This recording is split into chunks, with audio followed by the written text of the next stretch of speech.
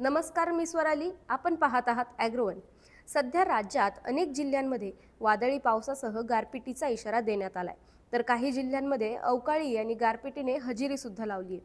त्यामुळं ऊस पिकाचं मोठं नुकसान होतंय.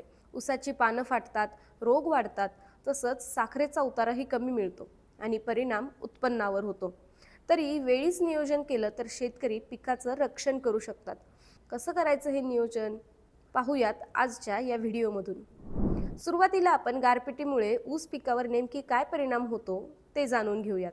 साधारणतः गारांमुळे ऊसाची पानं फाटतात, तुटतात आणि छिद्र पडतात. त्यामुळे प्रकाश संश्लेषण म्हणजेच अन्न बनवण्याची प्रक्रिया मंदावते. कांड्यांवर जखमा आणि भेगा पडतात.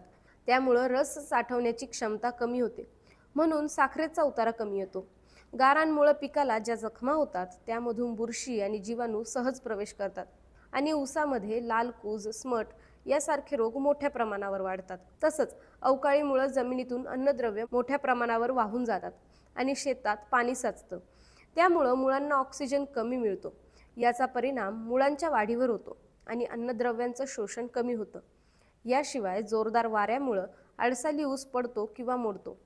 एकूणच काय तर पिकाची वाढही खुंटते, साखरेची साठवणही कमी होते आणि उताराही कमी मिळतो. त्याचा परिणाम उत्पादनावर आणि आपल्या उत्पन्नावर होतो. त्यामुळं आपल्याला पिकाची काळजी घेणं अत्यंत गरजेचं आहे. त्यामध्ये पहिले तर अवकाळी पाऊस झाल्या शेतात साचलेलं पाणी काढून घ्यायचं आहे, म्हणजेच पाण्याचा योग्य निचरा करून घ्यायचा आहे. गारपिटीमुळं ऊसाला ज्या जखमा होतात त्यामधून रोग येऊ नये म्हणून ऊसाला बुरशीनाशकाची फवारणी करायची. यामध्ये जैविक बुरशीनाशक म्हणून ट्रायकोडर्मा किंवा रासायनिक बुरशीनाशकांमध्ये कॉपर बेस कोणत्याही बुरशीनाशकाची फवारणी करू शकतो. आपण जसं बरं नसल्यावर इलेक्ट्रॉल पावडरचं पाणी पिऊन चार्ज होतो, तसंच पिकालाही बूस्टर फवारणी करू शकतो.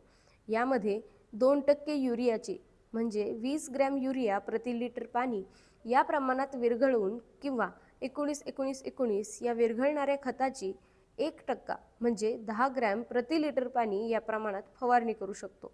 किंवा वसंतदादा शुगर इन्स्टिट्यूटचे मुख्य आणि सूक्ष्म अन्नद्रव्य प्रत्येकी 10 मिली, तसंच वसंत ऊर्जा 5 मिली प्रति लिटर पाण्यातून फवारणी करू शकतो. आपण जसं म्हणालो मुळांची वाढ थांबते, तर ती पूर्ववत होण्यासाठी प्रति acre 1 litre humic acid 200 litre पाण्यातून सोडायचे.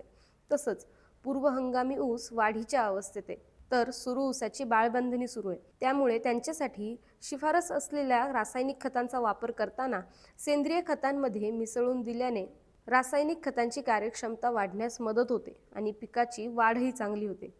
या व्हिडिओमधील माहिती वसंतदादा शुगर इन्स्टिट्यूट येथील वैज्ञानिक अधिकारी डॉक्टर समाधान सुरवसे यांनी दिली आहे.